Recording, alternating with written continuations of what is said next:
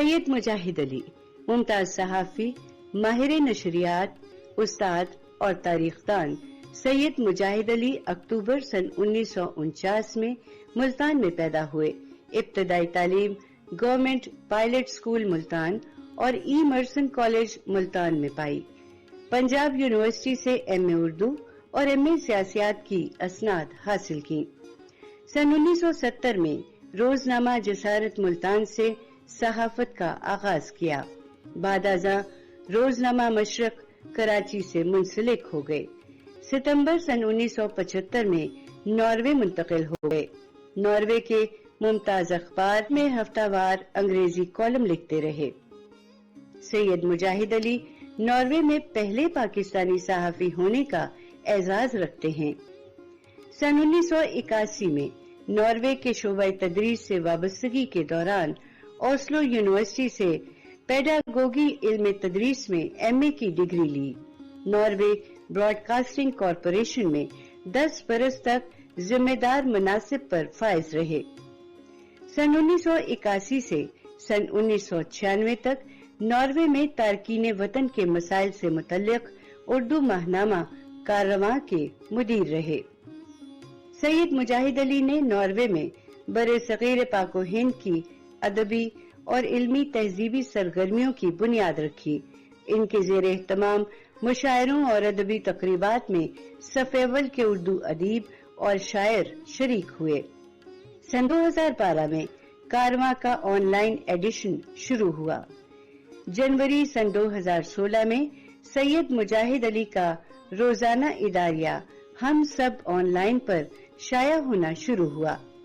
سید مجاہد علی کے تحریر کردہ اداریے کی حال ہی میں لاہور سے 10 ضخیم جلدوں میں اشاعت ہوئی ہے۔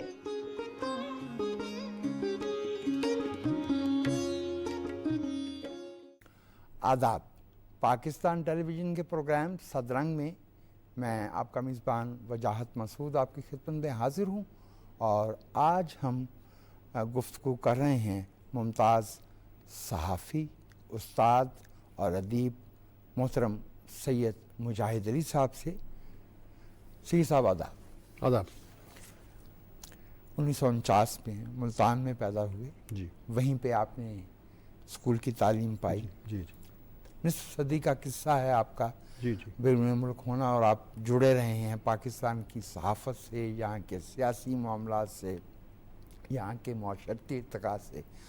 تو اب جب آپ کبھی تشریف لاتے ہیں پاکستان، تو خاص طور پر میں جاننا چاہوں گا کہ جو 50s میں اور 60 کی دہائی کی ابتدا میں ملتان آپ نے دیکھا تھا، اس میں اور آج کے ملتان میں، تب کے اور آج کے پاکستان میں آپ کو کیا فرق محسوس ہوتا ہے؟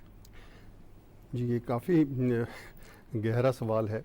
میں ستمبر اس سال 50 سال میرے ناروے میں ہو جائیں گے، جی، اور چونکہ میرا کوئی پیشے سے بھی ایسا تعلق رہا ہے، صحافت سے زیادہ تر میں وابستہ رہا ہوں، اور ہمارا کچھ تھوڑا سا میرا اور میری وائف یاسمین کا یہ بھی رہا ہے کہ بچوں کو بھی کوئی پاکستان سے تعلق رہنا چاہیے، تاکہ انہیں اگر پوری طرح سے زبان نہیں آتی تو رشتوں کا پتہ چل جائے، تھوڑا سا اپنے پس منظر کا پتہ ہو۔ تو اس حوالے سے ہم تقریباً ہر سال ہی پاکستان آتے رہے ہیں مسلسل تسلسل سے، اس لیے وہ اتنا بڑا گیپ مجھے اس طرح سے نہیں پتہ چلتا، کیونکہ میں ایولیوشن ہے میرا کہ میں اگر 75 میں گیا تھا تو 76 میں بھی آیا ہوں، 77 میں بھی آیا ہوں۔ ایک تو یہ بات ہے۔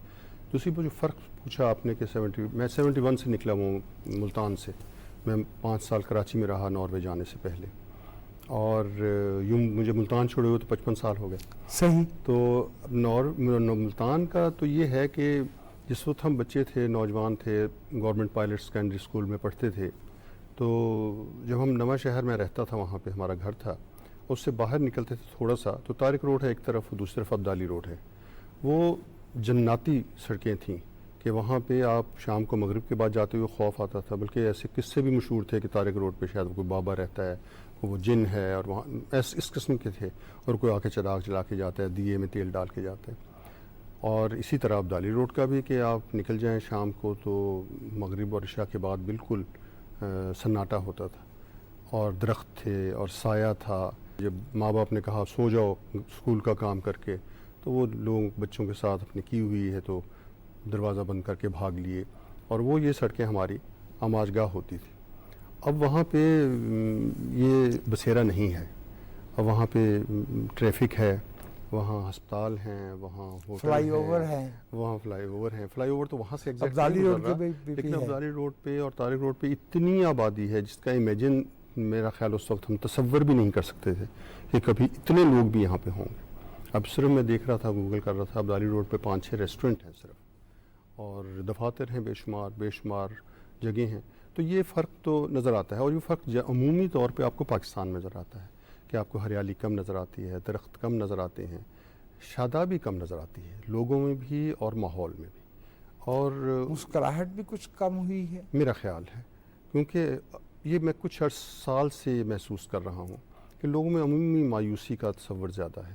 اس کی 2 پہلو میں دیکھتا ہوں کہ ایک، ہم کچھ حالات ہیں، کچھ ایولیوشن ایسا ہوا ہے، ایسی چیزیں تبدیل ہوئی ہیں اس طرح سے کہ شاید مطمئن نہیں لوگ پوری طرح سے رہے۔ لیکن دوسرا یہ ہے کہ ہم نے جس طرح ہوتا ہے نا زخم کھرچتا آدمی، ہم صرف بات وہی کرنا چاہتے ہیں جو ہمیں تکلیف پہنچاتی۔ آپ کسی محفل میں بیٹھیں، آپ ادبی گفتگو کریں، آپ سیاسی گفتگو کریں، آپ سماجی گفتگو کریں، اس میں پیسمزم بہت زیادہ ہوگا کہ پاکستان کے جو 2 بڑے مسئلے ہیں ان پہ ہم کسی محفل میں بات نہیں کرتے، وہ آبادی کا پھیلاؤ اور پانی کی کمیابی۔ ان پہ نہ ہمیں بتایا جا رہا ہے، نہ ہم سوچنا چاہتے ہیں کہ 50 سال کے بعد ہمارے پاس کتنا پانی ہوگا اور آبادی کتنی ہوگی، اور آبادی کتنی ہوگی۔ میرا خیال ہے پاکستان میں وہ جو پیمانہ ہے ان کا 1000 یا 2000 مربع فٹ کا، یہ اس طرح کوئی ہے، وہ ہے پاکستان کا ایوریج۔ وہ کافی، اور 8000 آپ کو بتا دوں، وہ کم ہو کے 5 سے نیچے آ گیا، اس سے بھی کم ہے میرا خیال ہے۔ اور ناروے کا 73,000 ہے وہ،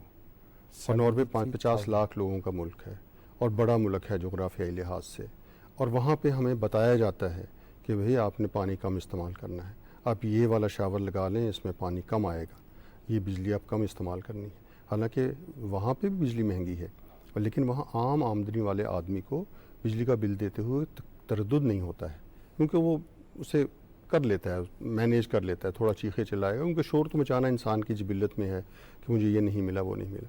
اس کے باوجود وہاں پہ ہمیں کانشیسنیس ہے، اویئرنیس سے ایک جو کہتے ہیں، مثال طور پہ یہاں پہ اب دیکھا ہے، اس دفعہ میری دوستوں سے بات بھی ہو رہی تھی کہ شاید پلاسٹک کے تھیلوں کے بارے میں تھوڑی سی اویئرنیس شروع ہوئی ہے، لیکن ناروے ہے، سویڈن ہے، اسکینڈینیوین کنٹریز ہیں، یورپین ہیں، باقی ملک بھی۔ اب ناروے میں ابھی انہوں نے وہ تھیلا جو پلاسٹک کا ہم جاتے ہیں، وہ 1 کروڑ تک تھا، کوئی پرواہ نہیں کرتا تھا، ہم نہیں کرتے تھے کہ چلیں 2-4 تھیلے لے لیے، اب وہ 4.5-5 کروڑ کا کر دیے۔ اب ہر جگہ جو ہے وہ آپ کو خریدنا پڑتا ہے، تو لوگوں نے وہ دوسرے تھیلے لینا شروع کر دیے جو ملٹیپل ٹائم میں استعمال ہو سکتے ہیں۔ تو یہ ہے، تو پاکستان میں ہاں مایوسی ہے، پاکستان میں کمی ہے، لیکن اس میں کچھ حالات کا کنٹریبیوشن ہوا، کچھ ہمارا اپنا ہے۔ ہمیں تھوڑا سا گلاس کو دیکھنا چاہیے کہ شاید اس میں پانی ہے اور اس میں مزید اضافہ کیا جائے۔ سید، آپ نے پنجاب یونیورسٹی سے اردو اور پولیٹیکل سائنس میں ماسٹرز کی، جی، پہلے اردو تھا یا پہلے یہ پولیٹیکل؟ پہلے اردو میں کیا، پھر پولیٹیکل سائنس میں۔ پھر یہ وہ زبان ہے، جب آپ تعلیم پا رہے تھے پنجاب یونیورسٹی میں تو پروفیسر حمید احمد خان اور علامہ لاہور علاؤالدین نہیں آیا، میں صدیقی، یونیورسٹی میں پڑھنے کے لیے لاہور نہیں آیا، میں نے ملتان سے پرائیویٹ کینڈیڈیٹ کے طور پہ آپ نے امتحان پرائیویٹلی کیا تھا، تو پھر وہ جو یہاں پہ جی، مجادلے ہو رہے تھے، نہیں چیٹے ہو میں رہے تھے، یہاں ان نہیں سے تھا، میں نہیں، لاہور میں نہیں رہا میں کبھی۔ آپ اس میں نہیں رہے، لیکن ایک بڑی نظریاتی کشمکش تو بہرحال پاکستان میں ہو رہی تھی، جی آدھا ملک الگ ہو رہا تھا، جی اور آپ نے مارچ 70 میں جسارت ملتان جی سے صحافت کا آغاز تقریباً کیا، شاید یہی وقت تھا، جی بالکل، جو کہ محترم الطاف حسن قریشی اور ان کے برادر بزرگ ڈاکٹر اعجاز حسن قریشی جی کا برین چائلڈ تھا، جی جی اور وہ اس وقت ملتان میں امروز جی امروز ڈومیننٹ تھا میرا خیال وہ ہے، اس کا مسعود بولتا اشرف تھا۔ صاحب اس کے ایڈیٹر تھے، مسعود اشرف صاحب جی اس کے جی، مدیر جی، تھے، جی، اس کے ایڈیٹر جی، تھے، جی۔ اور وہ جسارت اس سے وہاں پہنچ جما نہیں پایا۔ ایک وجہ ہو سکتی ہے یہ، ہم تو اپرینٹس کے طور پہ میں نے شروع کیا تھا وہاں پہ، جی، اور لیکن میرا خیال ہے اس کی بیسک بنیادی وجہ یہ تھی کہ وہ جماعت اسلامی کے تعاون سے قریشی برادران نے شروع کیا تھا، اور جماعت اسلامی جو ہے ان کے ساتھ ان کا شاید معاشی معاملات جو کمرشل سیٹ اپ تھا وہ چل نہیں سکا. صحیح. تو وہ پھر انہوں نے جماعت نے یہی فیصلہ کیا کہ کراچی والے کو ہم چلائیں گے اور لاہور والے کو ملتان والے کو شاید ہم بند کر دیں گے. تو وہ بند ہو گیا. وہ سارے جو لوگ تھے ہمارے جیسے وہ بھاگ لیے اپنے مزید روزگار کی تلاش میں. جنوری 1971 میں آپ مشرق کراچی سے. جی اس کے بعد میں نے تگودوئی کی کہ کہیں کام مل جائے تو کراچی میں مجھے. اب یہ جو 1971 کا جنوری ہے اس میں مارچ 71 بھی آتا ہے. جی سپٹمبر میں آپ سپٹمبر تک آپ غالباً کتنا عرصہ رہے آپ مشرق میں؟ 71 سے 75 تک.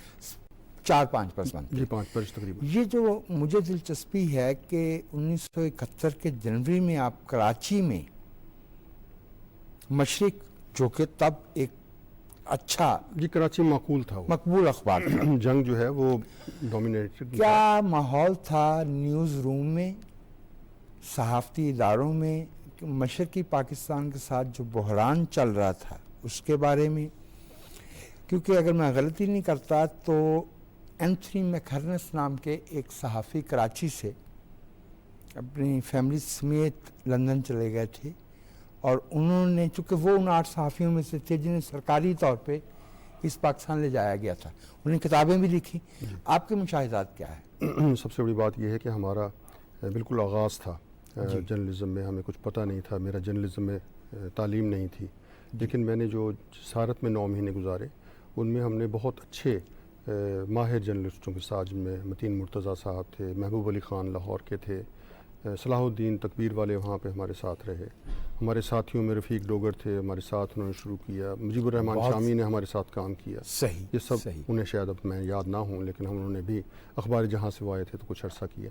تو یہ لیکن ایک ٹیم ایسی تھی, ہمارے ڈیسک کا ماحول ایسا تھا کہ نیوز کی حد تک, نیوز بنانے کی حد تک, پولیٹیکل اس سے قطع نظر ہمیں سیکھنے کا بہت موقع ملا کہ کیسے خبر کو بنایا جاتا ہے, دیکھا جاتا ہے, ٹریٹ کیا جاتا ہے. پھر اس کے علاوہ اس وقت آپ کو پتہ ہوگا کہ PFUJ بہت اسٹرانگ تھی منہاج برنا صاحب کی, اور انہوں نے کچھ ہڑتال وغیرہ بھی کی تھی 70 میں ایک الیکشن سے پہلے, اور اس میں جو لوگ تھے انہوں نے ہڑتال کی. پھر اس کا بھی ہم نے تھوڑا سا ایکسپیرینس کیا. تو جب کراچی میں میں پہنچا تو بنیادی طور پہ تو میرا توجہ یہی تھی کہ اس پہ دیکھا جائے اور اداریاتی پالیسی پہ کیا ہے کیا نہیں ہے اس کا ہمیں زیادہ نہ خبر ہونے دیتے تھے, نہ ہمیں پتہ تھا, کیونکہ ہم شفٹ انچارج کو رپورٹ کرتے تھے, وہ آگے نیوز ایڈیٹر کے ساتھ کوآرڈینیٹ کرتے تھے. پھر اس کے بعد جو لاہور کا نیوز ایڈیٹر ہوتے تھے اس وقت یہاں پہ میرا خیال ہے نذیر حق صاحب تھے یا ضیاء الاسلام صاحب تھے شاید, تو وہ ان کے ساتھ پھر وہ ضیاء الاسلام انصاری صاحب جی جو بعد میں میرا خیال ہے دوسری طرف سے بھی گئے. ٹھیک وہ چیف نیوز ایڈیٹر تھے شاید اس وقت. صحیح. تو اقبال زبیری صاحب ایڈیٹر تھے یہاں کے. تو یہ اس طرح سے وہ چل رہا تھا. ہم سمجھنے کی کوشش کر رہے تھے, لیکن ہمیں زیادہ شعور اس وقت ہوا کہ جس وقت ڈھوکہ فال ہو گیا, ہمیں خبر نہیں تھی, وہ خبر صحافیوں کو بھی نہیں تھی, وہ کہیں بھی نہیں آ رہی تھی. پھر اس کے بعد جو چینج صحافی طور پہ دیکھنے میں آیا وہ یہ کہ شیر علی کا زمانہ گیا, اور وہ جو 69 ہی میں انتخاب ہارنے کے بعد ہی استعفیٰ دے گئے تھے. ماتوب جو لوگ تھے ان کو پھر واپس آنا شروع ہوئے. وہ ایک پورا گروپ جو ہے وہ مشرق میں بھی 5-6 ہمارے دوست تھے, جن میں ارشاد رو تھے اور نعیم آروی تھے, پیکر نقوی تھے جو مجھے نام نہیں معلوم, تو پھر بعد میں ادب میں بھی بڑا نام بنا. جی وہ یہ سب انتقال کر گئے. ارشاد رو کو تو ابھی انتقال ہوا ہے. تو یہ سب لوگ تھے واپس آئے, آنے والوں میں 5-6 لوگ تھے, اور پھر آ کے ایک ڈائنامک ہو گیا ماحول, ایک بالکل ہی خاموش سا ماحول تھا, اس میں پھر ایک زندگی آ گئی. اور پھر وہ ان لوگوں سے ہماری دوستیاں بھی ہوئیں, پھر ہم نے کام بھی کیا وہ 4-5 سال. پھر وہ اور طرح کا وقت تھا, لیکن وہ ایک قسم کا براہ راست سینسرشپ کا وقت نہیں تھا, لیکن میں نے لکھا بھی ہے. اور پریس ایڈوائس تو آتی تھی جی, میں وہی لیکن وہ ایک اور لیول میں وہی عرض کرنا چاہ رہا ہوں کہ میں کیوں گیا جب میں خوش تھا. مجھے 1000 روپے تنخواہ ملتی تھی. صحیح. اور دفتر کی گاڑی رات کو 2 بجے ہمیں گھر چھوڑ دیتی تھی. آتے ہوئے کبھی بس میں آ گئے, کبھی ہم رکشے میں آ گئے. اور کمٹمنٹ کا یہ حال تھا, میں فیڈرل کیپٹل ایریا میں رہتا تھا, یا پہلے اس سے پاپوش نگر میں رہتا تھا. اگر بارش ہو گئی کراچی میں اور گھٹنے گھٹنے پانی ہے تو ہم نرسری میں پر تک پیدل چل کے بھی میں 2-3 دفعہ آیا. مطلب ہمارا پیشن تھا, ایک جرنلزم کے ساتھ تعلق تھا, اسی وجہ سے ہم اس پیشے میں تھے, پیسے کمانے کے لیے نہیں تھے. اور مجھے کوئی اتنا وہ بھی نہیں تھا کہ بہت پیسے ہو جائیں, لیکن یہ ہر میرا خیال نوجوان چاہتا ہے کہ اس کا جو اہل خاندان ہیں ان کا سٹیٹس کو مینٹین رہے اور اس کو جو محنت کرتا ہے اس کو پھل ملتا رہے. تو میں نے جو پرسنلی فیل کیا، میں جب پہلے دن گیا مجھے سٹی پیج پہ ارشاد خان ہمارے ریزیڈنٹ ایڈیٹر تھے، انہوں نے مجھے سٹی پیج پہ بھیجا.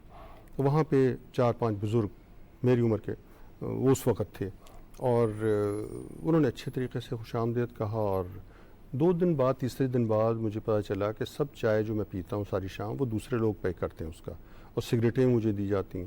لیکن پھر ایک تھی 5ویں 6ٹھے دن پتہ چلا وہ ساری خبریں انگریزی کی جو ہیں وہ ترجمہ بھی میں ہی کرتا ہوں. تو لیکن اس میں کیفیت یہ تھی، وہ جو بزرگ تھے وہ وہاں سب ایڈیٹری کر رہے تھے اخباروں میں، میں مشرق میں نہیں کر رہا ہوں، کہیں اور سے کر رہے تھے، لیکن وہ سب ایڈیٹر ہی رہے تھے. اور میں نے محسوس کیا کہ اگر 2 ہی راستے ہیں کہ یا آپ مالکان کے ساتھ ہو جائیں یا آپ کسی طاقتور یونین کے ساتھ ہو جائیں. یونین چونکہ بہت طاقتور تھی اس وقت، آنیسٹلی میں نہیں رہنا چاہتا تھا. تو مجھے اب بھی یہی صورت ہے سر، جسے ورنہ ورکنگ جرنلسٹ کی جو قانونی ڈیفینیشن ہے وہ تو یہی تھی نا کہ جس کی آمدنی براہ راست صحافت سے وابستہ ہو.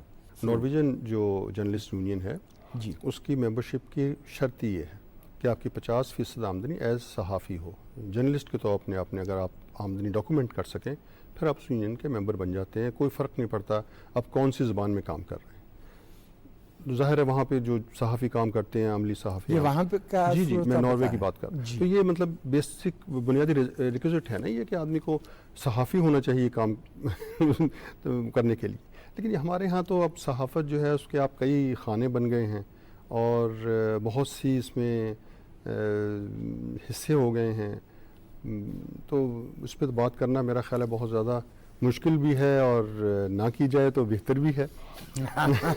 بہتر کا تو مجھے علم نہیں ہے، کیونکہ آپ نے خود ہی فرما دیا کہ صحافت میں ہوتے ہوئے آپ 1971 کے دنوں میں جو کچھ اس ملک میں بحران چل رہا تھا اس سے بے خبر تھے. پھر آپ نے خود ہی فرمایا کہ جب حالات بدلے، کچھ لوگ گئے اوپر سے، تو کچھ صحافی واپس آئے. سر، سپٹمبر 1975 میں آپ قانونی طریقے سے ناروے تشریف لے گئے. اس زمانے میں اول تو کچھ زبان کی مناسبت کا سوال بھی تھا اور کچھ نوآبادیاتی تعلق بھی تھا.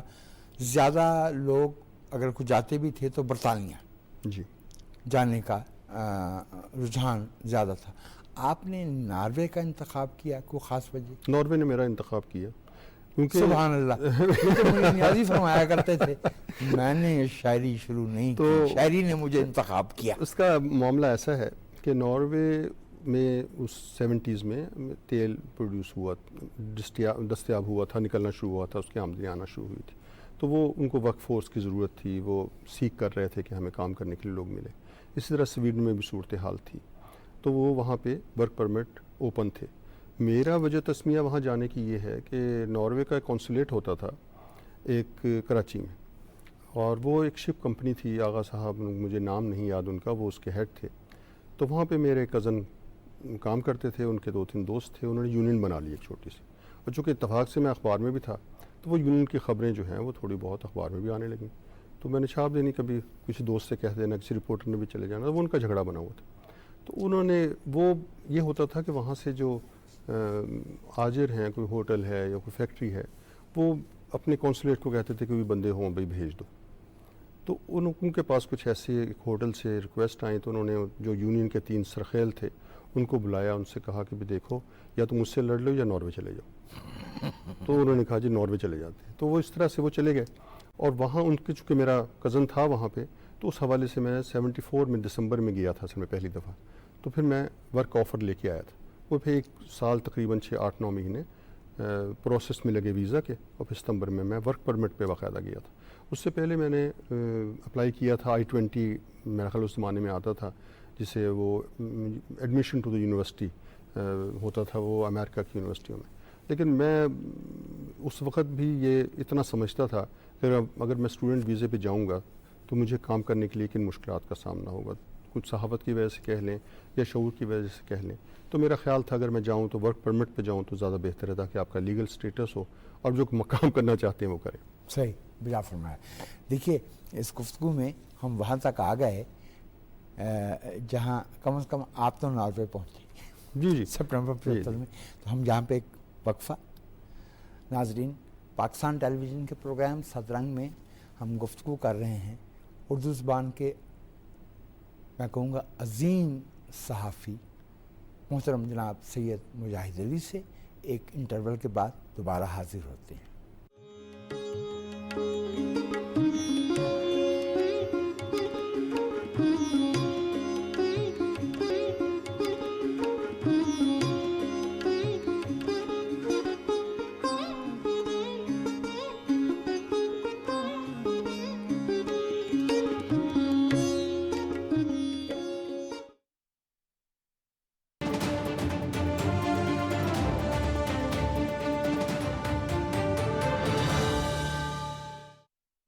بڑھتا درجہ حرارت ہیٹ سٹروک کا باعث بن سکتا ہے.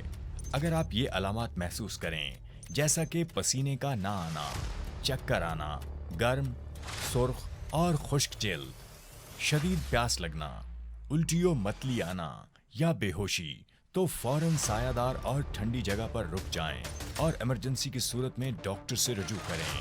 اگر آپ خود کو ہیٹ ویو سے بچانا چاہتے ہیں تو گرم مشروبات سے پرہیز کریں، ٹھنڈے پانی سے غسل کریں، پانی اور مشروبات کا زیادہ استعمال کریں، سر کو ڈھانپ کر رکھیں، بلا ضرورت گرمی میں باہر نکلنے سے اجتناب کریں. یاد رکھیے، آپ کی تھوڑی سی غفلت جان لیوا ثابت ہو سکتی ہے. محتاط رہیں، محفوظ رہیں.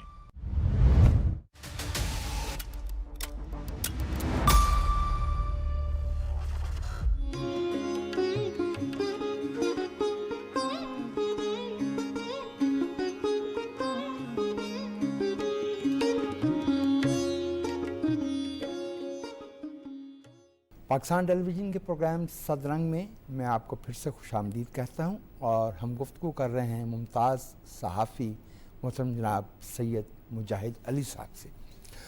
تو سید، آپ ناروے پہنچے تو آپ کو کچھ عرصے کے لیے باقاعدہ فیکٹری ورکر کے طور پہ کام کرنا پڑا.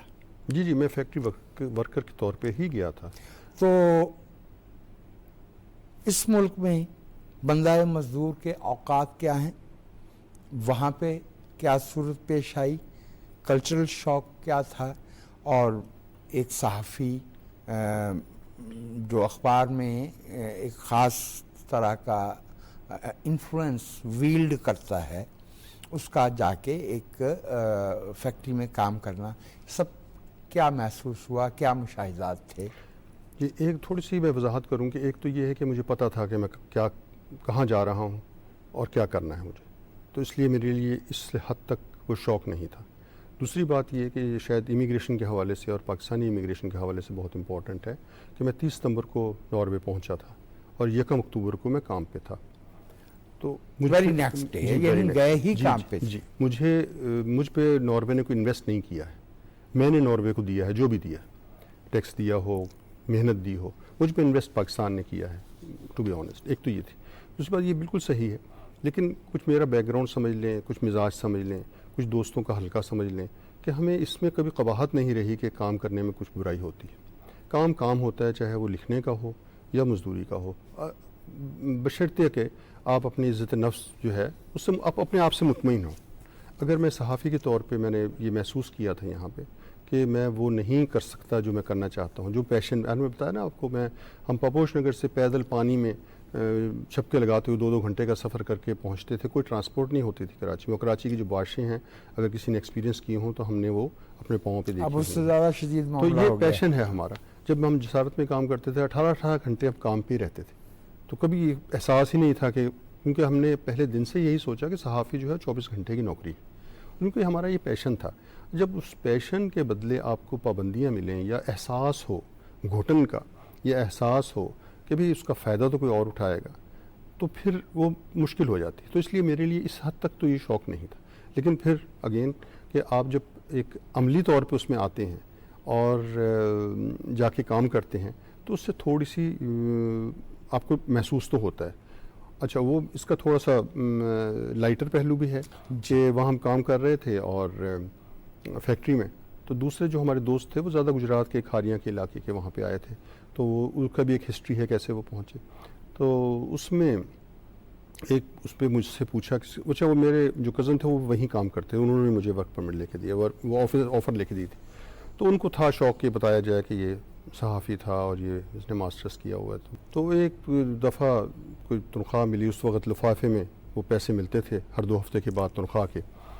تو انہوں نے کہا شاہ جی آپ بھی کام کرتے ہیں ہم بھی کرتے ہیں، 2000 تھانوں مل دینے 2000 سانوں مل دینے، تو کی فائدہ ہوا ماسٹرز کرن دا. میرے پاس کوئی جواب نہیں تھا، لیکن میرا خیال ہے آج میرے پاس اس کا جواب ہے. مجھے یقین ہے کہ جو میں اپنے بچوں کو دے سکا، جو میں معاشرے کو دے سکا، اور جیسے میں آج اس اعزاز کے ساتھ آپ کے سامنے بیٹھا گفتگو کر رہا ہوں، تو یہ شاید اسی تعلیم کا حصہ ہے، تسلسل ہے کہ جو ہم نے استادوں سے سیکھی، کتابوں میں پڑھی اور آگے بڑھے. تعلیم کبھی ضائع نہیں جاتی. اس کا تعلق ہم نے ناروے میں سیکھا یہ کہ تعلیم آپ کی جو ہے وہ روزگار سے منسلک نہیں ہے، تعلیم آپ کو انسان بناتی ہے. اس وقت تو ناروے میں پاکستانی بلکہ جنوبی ایشیائی ساؤتھ ایشین کمیونٹی بہت ہی مختصر جی ہوگی. جی تو اس میں آپ نے ورکرز نیوز پیپر وہاں کا جی نارویجین، جی اس میں دس ویک کے نام سے کالم لکھنا شروع کیا.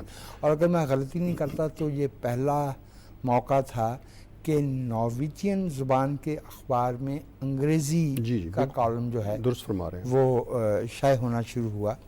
جی اس کا کیا پس منظر تھا اور اس کے موضوعات کیا تھے؟ جی اس کا پس منظر یہ کہ آپ بالکل صحیح فرما رہے ہیں کہ اس وقت جو پاکستانی کمیونٹی تھی وہ پہلی نان وائٹ کمیونٹی تھی ناروے میں. رائٹ. تو پاکستانیز وہ پہلے جنوبی ایشیائی یا naan white people of colour پہلے، ہاں جی پہلے جو تھے وہ سویڈن کے مائیگرنٹس تھے، ڈنمارک کے تھے یا انگلینڈ کے تھے، یا 1909-1908 میں جب کوئی اکٹھے رہے ایک تھے آدھ کہیں آ گیا ہو کہیں سے کسی دور دراز میں، تو اس کا تو نہیں تھا. لیکن امیگریشن جو ہوا ہے ایز بلک گروپ کے طور پہ وہ پہلے پاکستانی تھے، اس سے بے شمار وجوہات. تو وہ کانفلکٹ تھا دونوں کے لیے. کام تو ملتا تھا لوگوں کو، زبان نہیں آتی تھی، رواج نہیں پتہ تھا، لوگوں کا مزاج نہیں پتہ. اچھا نارویجن جو ہیں وہ امریکن سے بہت مختلف ہیں. پاکستانی امریکنز کو جانتے ہیں کہ وہ امریکنز آپ سے فرینک ہو جاتے ہیں، گفتگو کر لیتے ہیں، آپ 2-4 دن میں گھل مل جاتے ہیں. نارویجن نہیں گھلتا ہے. اب آپ گھلتا ملتا بالکل. اگر آپ ایک محلے میں رہ رہے ہیں، 10 سال سے رہ رہے ہیں، تو ہو سکتا ہے ہم ایک دوسرے کو ہائے بھی نہ کہیں انلیس کہ آپ خود ہی اس کو انیشیٹو نہ کریں. تو یہ ناروے کے مزاج کا فرق تھا. ان کے لیے چیلنج تھا کہ بالکل مختلف لوگ آ گئے تھے، ان کا رہن سہن مختلف تھا، کھانا وہ مختلف طریقے سے کھانا چاہتے تھے. پھر وہ آ تو گئے تھے لیکن جن کے پاس کام تھا ان کے پاس رہائشیں نہیں تھیں، اور جن کے پاس رہائشیں نہیں تھیں وہ کہاں جائیں. ناروے میں بہت زیادہ کمی تھی اس وقت، قلت تھی رہائشوں کی. جو اویلیبل تھیں وہ مہنگی تھیں، وہ یہ لوگ لے نہیں سکتے تھے. تو اس میں ایک اسکول میں ٹھہرایا گیا. اس قسم کے کانفلکٹ سے شروع سے ہی 71 میں 72 میں بلکہ اس سے بھی پہلے شروع ہو گئے تھے. تو جب میں گیا تو یہ تھوڑا سا سیٹل ہو رہا تھا معاملہ، کیونکہ مائیگریشن آپ کو پتہ ہے 75 میں ختم ہو گیا تھا، ورکنگ مائیگریشن جو ہے. تو یہ اس ماحول میں میں وہاں گیا. اور پھر جیسے میں سمجھتا ہوں کہ آپ سے جو پہلی زندگی کے 25 سال جہاں گزارے ہیں وہ اب اندر سے نہیں نکلتے. اسی طرح اگر آپ صحافی کبھی رہے ہیں تو وہ صحافت آپ سے اندر سے نہیں نکلتی. تو پہلے دن سے تھا بھی کیسے کام کیا جائے. اچھا نارویجن ہم نے نہیں سیکھنی شروع کی تھی ابھی شروع میں. اس کی وجہ بھی بہت آسان تھی، جو سب پاکستانیوں کا شاید اس وقت یہی تھا کہ تھوڑی دن میں پیسے کمائیں گے، ہم 1-2 لاکھ روپے لیں گے چلے جائیں گے.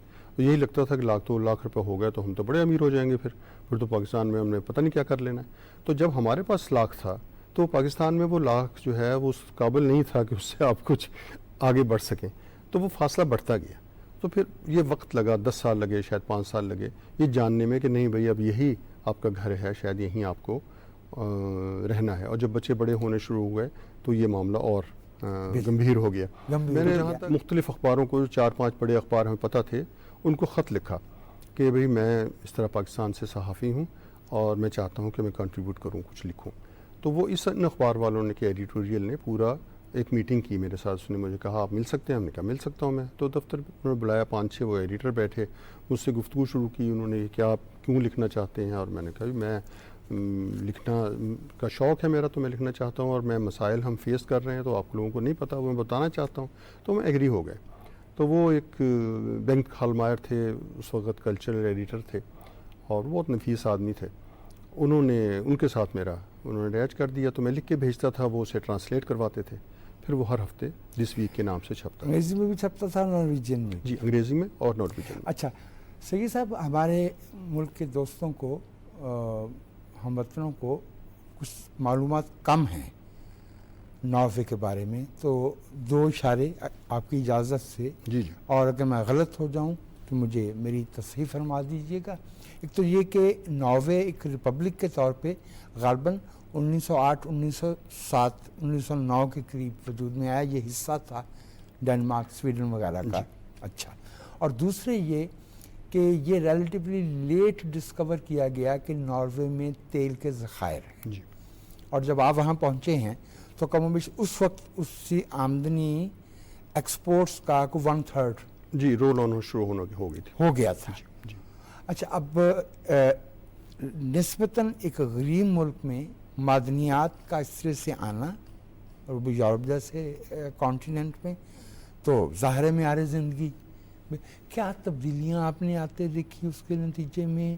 اور میں یہ اس لیے جاننا چاہتا ہوں کہ پاکستانی کے طور پہ میری بھی خواہش ہے کہ بھلے زمین سے سونا نہ نکلے، یہ جو ہمارے ہم وطن جہاں 25 کروڑ موجود ہیں، جی جی خزانے تو ان کے یہاں پہ ہیں. جی بالکل. وہ کیسے جب وہ آتے ہیں تو کیا قدریں بدلتی ہیں؟ کیا رہن سہن کے انداز بدلتے ہیں؟ جی جی جی بسم اللہ. میں ہسٹری کا اسٹوڈنٹ نہیں ہوں، لیکن میں آپ کو بتا دوں کہ 1814 میں ناروے نے اپنا آئین بنایا. ناروے کے اشرافیہ نے وہ اکٹھے ہوئے. آئسووال ایک جگہ ہے اوسلو سے کوئی 40-50 کلومیٹر دور، وہاں پہ وہ ایک گھر میں اکٹھے ہوئے، اور وہ میوزیم بنا ہوا ہے، اور وہاں پہ انہوں نے بیٹھ کے فیصلہ کیا کہ ہم انڈیپینڈنٹ ملک ہیں، ہم یہ آئین بنائیں گے.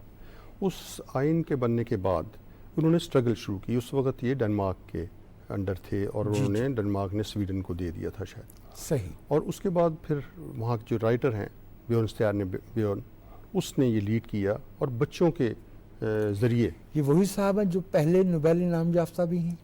یہ مجھے ایگزیکٹ نہیں پتہ، شاید وہی ہوں. ان کو انعام ملا ہو نوبل 1901. جی. لیکن وہ قومی ترانے کے خالق ہیں، شاعر ہیں، قومی ترانے کا خالق. اور انہوں نے یہ موومنٹ ایسے چلائی کہ بچے اسکول کے جو ہیں وہ ناروے کے جھنڈے لے کے نکلیں اور اس کی جدوجہد کریں. لہٰذا آپ کو شاید پتہ ہو کہ ناروے کا یوم آزادی 17 مئی کو منایا جاتا ہے، اور وہ بچوں کے جلوس ہوتے ہیں. بادشاہ کھڑا ہو کے بچوں کے جلوس کی سلامی لیتا ہے، اور تمام جو 100 مطلب اوسلو کے اگر 100 اسکول ہیں، اگر وہ 100 مینیج نہیں کرتے تو پھر وہ قرعہ اندازی کر لیتے ہیں کون سے اسکول اس سال جائیں گے کون سے، اور اس کا انتظار کیا جاتا ہے پورے سال. اس کو عید کی طرح سے منایا جاتا ہے. تو یہ ایک بڑی یونیک ہے ناروے میں یہ اسٹرگل. اور وہاں مسلح جدوجہد اتنی نہیں ہوئی، نازیوں کے خلاف ہوئی ہے بعد میں، جی وہ بہت بعد. لیکن جو 1905 میں انہوں نے آزادی حاصل کی سویڈن سے، وہ اسٹرگل سے حاصل کی، اور مہذب لوگوں کی طرح میرا خیال انہوں نے آپس میں طے کر لیا کہ ہاں جی. پھر انہوں نے اپنا بادشاہ ان کا ہو گیا، اور شاید ہوکن پہلا بادشاہ تھا.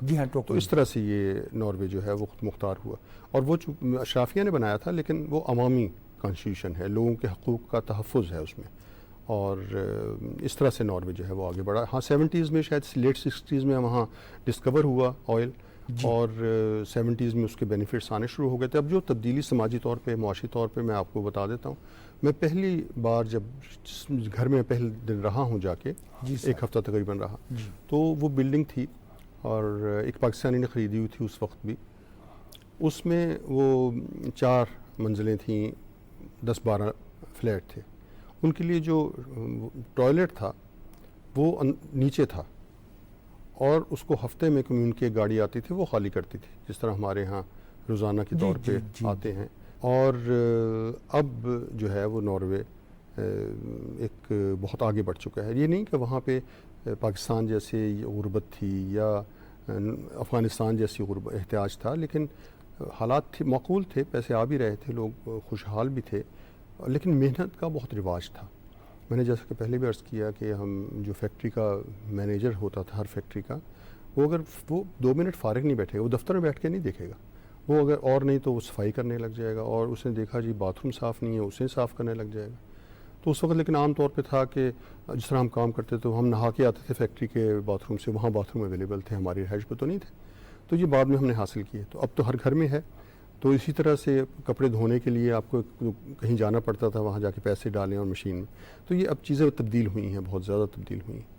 تو ناروے کی وہ غربت کا، اگر اسے غربت کہا جا سکتا ہے اس کے حوالے سے، اس وقت وہ ریلیٹیو جی تھی، وہ زمانہ ہم نے، وہ جو زمانہ ہم نے دیکھا معیارات پہ. ہے. اسی لیے ناروے کے پولیٹیشین یہ مانتے ہیں کہ پاکستانیوں نے بہت کنٹریبیوٹ کیا ہے اکنامکلی ملک کو آگے لے جانے میں، کیونکہ جب ہم پہنچے ہیں تو ان کو لیبر کی ضرورت تھی اور پاکستانی اچھا ورکر تھا، انہوں نے محنت سے کام کیا. ان کے سوشل ایونٹس جو ہمارے اور پرابلمس ہیں وہ تو ہر معاشرے میں ہوتے ہیں، ہر قوم کے ساتھ ہوتے ہیں، ہر کمیونٹی کے ساتھ ہوتے ہیں. بجا تو فرمائیں. یہی ہمارا اس طرح سے تھا.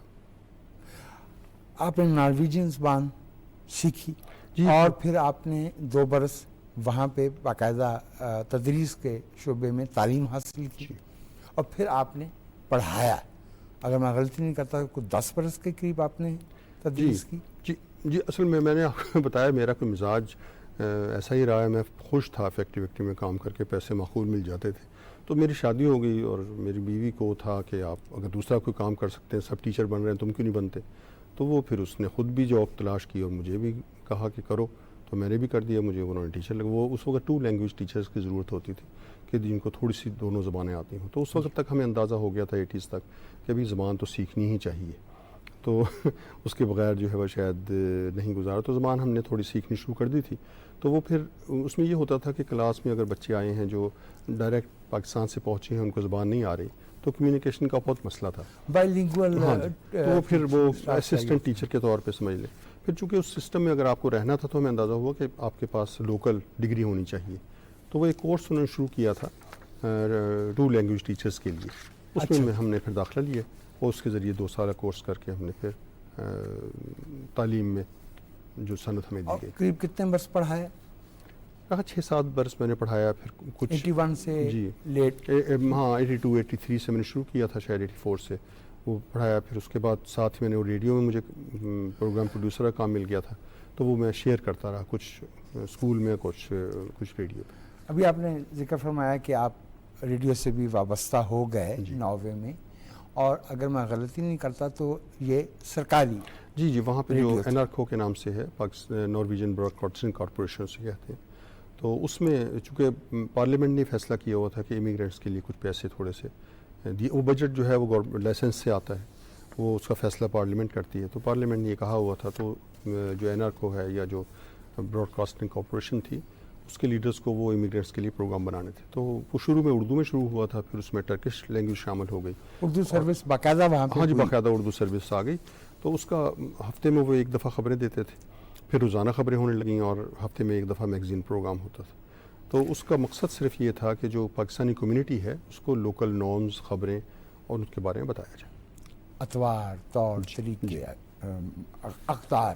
جی 2 باتیں پوچھنا چاہوں گا. صحیح. جی آپ نے پڑھایا اور کم عمر بچوں کو، خود بھی یہاں ظاہر ہے ہم میں سے ہر ایک کم عمر میں کبھی نہ کبھی طالب علم تو رہا. جی پاکستان میں اپنے زمانہ طالب علمی اسکول کا اور جو آپ کو خود جب پڑھانے کا موقع ملا ایک مختلف جگہ پہ، بنیادی فرق کیا دیکھا آپ نے؟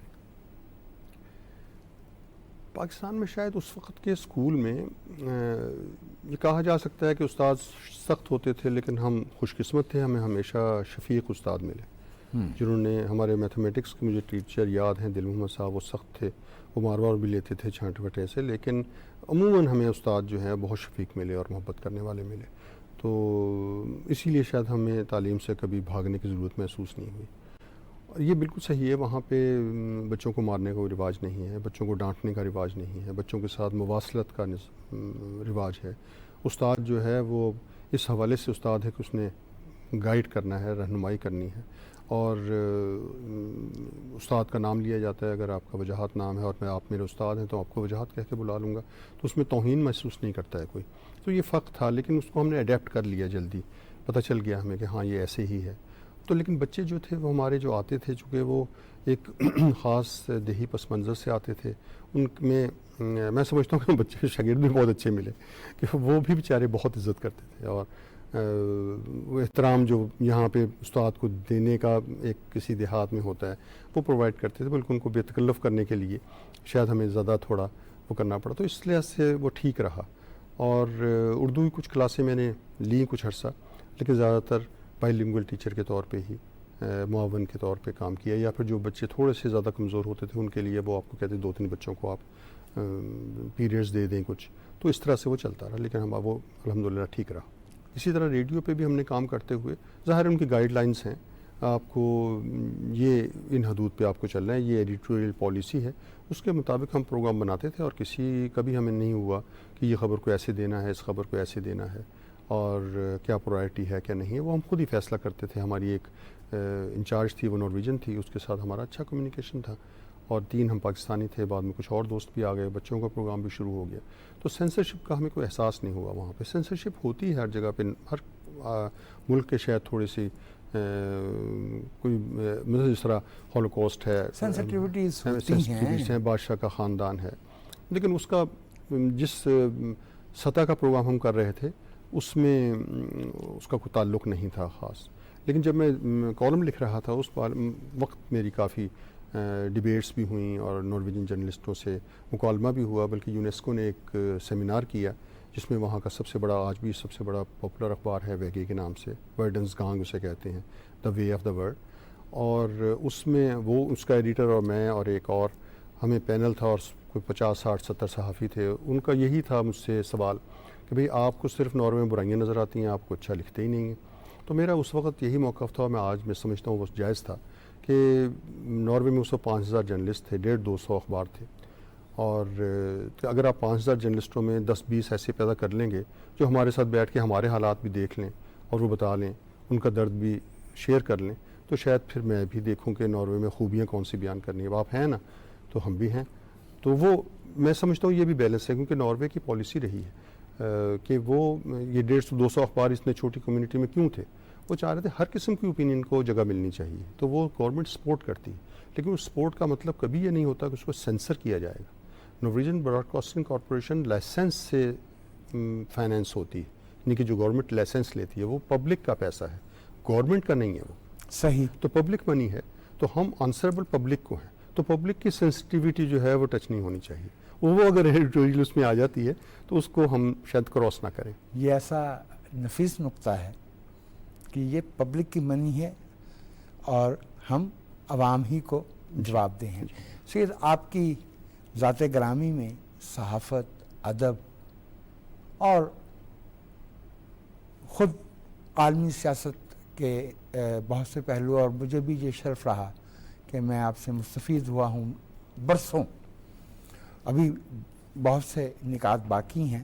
اس نشست کو یہاں پہ ختم کرتے ہیں، اگلی نشست میں یہاں سے بات شروع کریں گے۔ ناظرین، پاکستان ٹیلی ویژن کے پروگرام صدرنگ میں یہ تھی ہماری پہلی نشست جناب محترم سید مجاہد علی کے ساتھ، جو ہمارے ملک کے ایک بااناز صحافی ہیں، استاد ہیں، محقق ہیں، اور میں تو کہوں گا ماہر سماجیات بھی ہیں۔ اس وقت تک کے لیے ایسا اتنا ہی، آداب۔